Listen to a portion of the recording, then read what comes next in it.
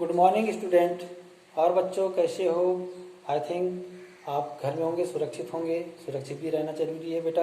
और अपने online class का लाभ भी लेना। आप व्हाट्सएप के माध्यम से जो चीज़ समझाया जाता है, वीडियो भेजी जाती है, उसको आप देखें।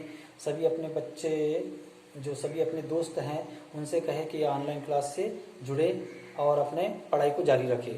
और जो होमवर्क दिया जाता है उसे आप नियमित रूप से कॉपी में करें और हमें व्हाट्सएप के माध्यम से सेंड करें। ठीक है बच्चों।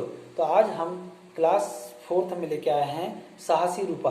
साहसी रूपा एक शर्मीली लड़की की कहानी है जो अपने कर्तव्य से, अपने साहस से किस प्रकार टीचर्स और बच्चों के बीच में प्रसिद्ध होती है, उसको हम आज जानेंगे।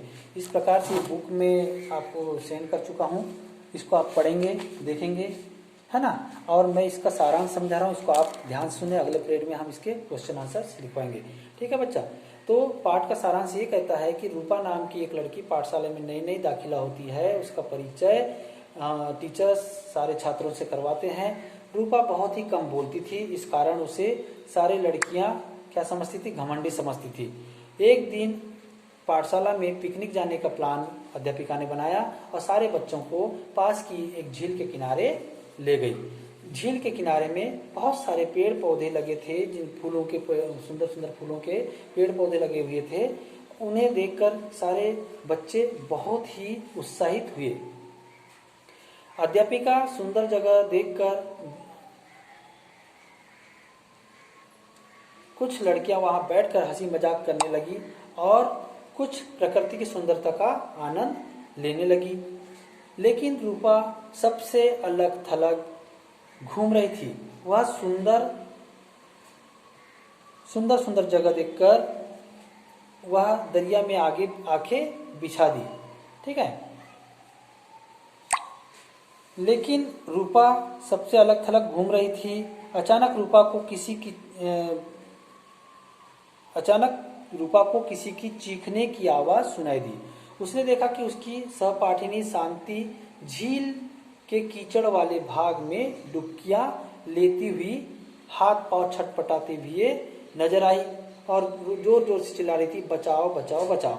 रूपा ने शांति को धैर्य बंधाया और फुर्ती से अपने थैले में से फल काटने वाला चाकू लेकर पास के ही पेड़ के पास में एक बेला लगी हुई थी, लता लगी थी, उसको काट के लाया। उस लता को शांति की ओर फेंका और उसे कहा कि इसे कस कर पकड़े। रूपा के द्वारा फेंकी गई बेला के शांति ने कस कर पकड़ा। रूपा ने धीरे धीरे उसे अपनी ओर खींचने लगी और बीच बीच में बचाओ बचाओ चिल्ला रही थी। रूपा की आवाज सुनकर अध्यापिका और झील की एक चौकीदार वहां आ गया। उस समय तक रूपा बुरी तरह थक चुकी थी। उन्होंने रूपा के हाथों में चौकीदार जो था, उन्होंने रूपा के हाथों से लता ले ली और शांति को खींचने लगे। थोड़ी ही देर में शांति कीचड़ से निकलकर जमीन पर आ पड़ी। उतने में रूपा बेहोश हो गई थी। उसे पानी की छींटे मारकर होश में लाया गया। अध्यापिका ने रूपा को पीठ थपथपाई और शांति ने उसे धन्यवाद देते हुए कहा, अरे तुम नहीं होती तो मैं आज मर ही जाती या मैं अपनी जान से हाथ धो बैठती, है ना। हम तुम्हें अभिमानी समझते थी, परंतु तुम तो सच्ची मित्र निकली, है ना। सभी लड़कियां रूपा की बहुत तारीफ करने लगी। अध्यापिका भी बहुत तारीफ करने लगी और जब उनका एक वार्षिक उत्सव हुआ तब उसे पुरस्कार भी, एक साहसी लड़की के रूप में पुरस्कार दिलाया। यह है कहानी का रस।